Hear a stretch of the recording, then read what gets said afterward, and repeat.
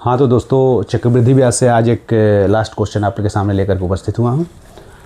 कह रहा है कि किसी धन पर 12%, दर क्या है 12%, वार्षिक दर से 2 वर्ष का चक्रवृद्धि ब्याज दे दिया हुआ। चक्रवृद्धि ब्याज 1590 रुपये है। चक्रवृद्धि मिश्रधन नहीं बोल रहा है, कह रहा है चक्रवृद्धि ब्याज। चक्रवृद्धि ब्याज कब होगा?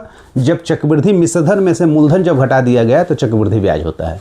ठीक है, तो हम लोग चक्रवृद्धि मिश्रधन इनको क्या होता है, मूलधन ए इक्वल टू क्या होता है P1 + R/100 ये क्या है, मिश्रधन है। अब मिश्रधन में से अगर मूलधन अगर घटा दिया जाए P तो इक्वल टू क्या होता है, चक्रवृद्धि ब्याज। ठीक है, चक्रवृद्धि ब्याज हो जाता है। ठीक है, मूलधन नहीं है किसी धन पर, मूलधन मैंने मान लिया x, मूलधन को मैंने मान लिया x हो गया 1 + कितने दर से 12%, 12/100 n कितने वर्ष के लिए, 2 वर्ष के लिए, माइनस P मतलब x इक्वल टू चक्रवृद्धि ब्याज। चक्रवृद्धि ब्याज मान लीजिए y की वैल्यू इतना हो गया, चक्रवृद्धि ब्याज हो गया। अब चक्रवृद्धि ब्याज कितना है यहाँ पे 1590 रुपया, 1590 रुपया चक्रवृद्धि ब्याज हो गया। अब यहाँ पे x ब्रैकेट में कट जाएगा, यहाँ से 4 × 12 और 4 से ये 25, 4 × 25 से कम 25 3 28, 28/25, 28/25 के square minus x equal to 1590। ये 1590 मैंने क्यों लिखा है, क्योंकि दे दिया है चक्रवृद्धि ब्याज क्या है 1590 रुपया, इसलिए मैंने पुट कर दिया 1590 रुपया। ठीक है, अब देखा जाए यहाँ पे x × 28 × 28/25 × 25 minus x equal to 1590। तो 28 × 28 कितना होता है 784, 28 के स्क्वायर 784, यानी 784x। अब 25 का स्क्वायर कितना होता है, 25 × 25 625 माइनस x इक्वल टू 1590।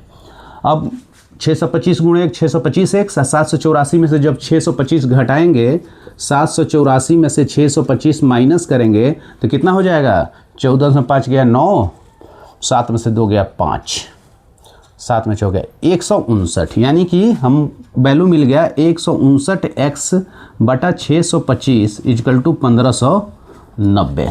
तो x की वैल्यू क्या हो जाएगा 1590, क्रॉस मल्टीप्लिकेशन गुणे 625 और ये इधर गुणा है तो भागा में चला जाएगा 159। तो 159 दहा में 1590, 625 × 10 मतलब 6250। x क्या माने हैं, मूलधन है, मूलधन निकल गया 6250 रुपया मूलधन निकल गया। जब मूलधन निकल गया तो साधारण ब्याज इक्वल टू क्या होता है, साधारण ब्याज इक्वल टू मूलधन गुणे दर गुणे समय बटा 100। तो यहाँ पे थोड़ा सा देख लिया जाए, साधारण ब्याज यहाँ से साधारण ब्याज बराबर मूलधन गुणे दर गुणे समय बटा 100। तो मूलधन आ गया 6250 रुपया, 6250, दर कितना है 12 है, कितना समय 2 वर्ष, अब बटा 100। तो 1 0 से 1 0 कट गया, ये 12 है, 2 × 5 10, ये 5 से ये कट गया 625, 5 × 5, 5 दूनी 10, 125, यहाँ 125। अब ऊपर वैल्यू कितना हो गया 125 × 12, 125 × 12, तो 12 से मल्टीप्लाई कर दिया जाए, 12 × 5 = 60 के 0 6, 12 दूनी 24, 6 30 के 0 3, 12 का में 12 और 12 3 15, यानी 1500 रुपया आपका साधारण ब्याज हो जाएगा। ओके, थैंक यू दोस्तों।